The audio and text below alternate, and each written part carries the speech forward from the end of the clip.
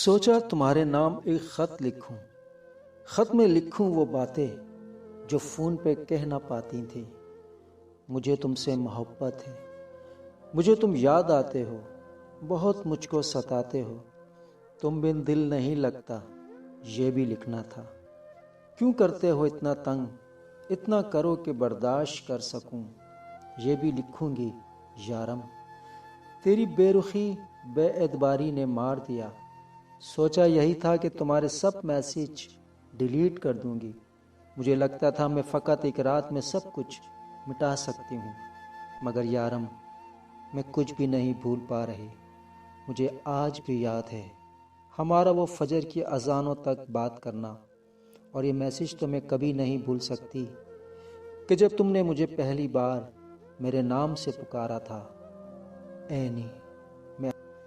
میں اب تک نہ کچھ بھول پا رہی ہوں اور نہ ہی وہ میسج ڈیلیٹ کر پائی، لیکن پھر جو ہی ان باکس کھولا تو دیکھا زندگی کے کچھ سنہری لمحے رکھے ہیں، تمہاری یاد اور ہنستی ہوئی آنکھیں، کہیں ناراض ہو کر روٹھ جانے پر ادھورے لفظ لکھے ہیں، کہیں مجھ کو منا لینے کی خاطر پھول بھیجے ہیں، کہیں کچھ تیز لہجے میں بہت ہی طنز بھی ہے۔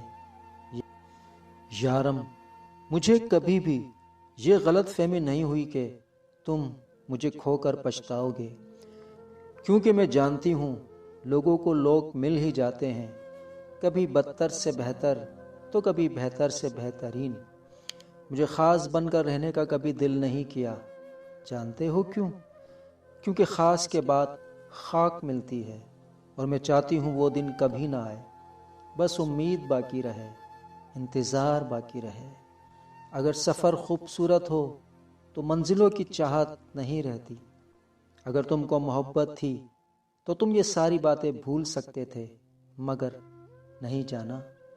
محبت تم نے دیکھی ہے، محبت تم نے پائی ہے، محبت کی نہیں تم نے۔ یارم حقارت سے بولے ہوئے تمہارے وہ الفاظ میرے منہ پہ تماچا تھے۔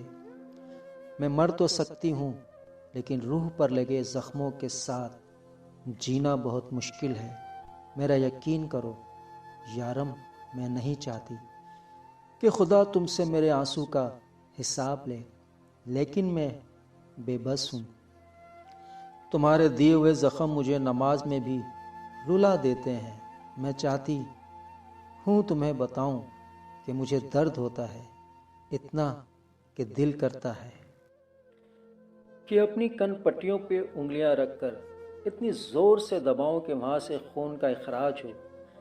شاید اس خون میں وہ باتیں تمام سوچے بھی بہہ جائیں جو میرے ذہن کو اذیت کے نشتر چبھو رہی ہیں۔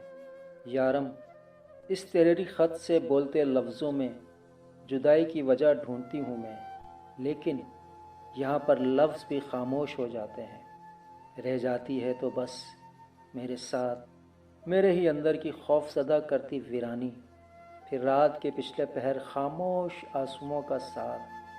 جب میں سوچتی ہوں کہ تم میرے نہیں ہو تو یہ احساس مجھے ایسے کھاتا ہے جیسے کسی لکڑی کو دیمک لگ جائے، تو بظاہر تو وہ لکڑی تندرست نظر آتی ہے، پر اندر سے کھوکھلی ہو کے ختم ہو چکی ہوتی ہے۔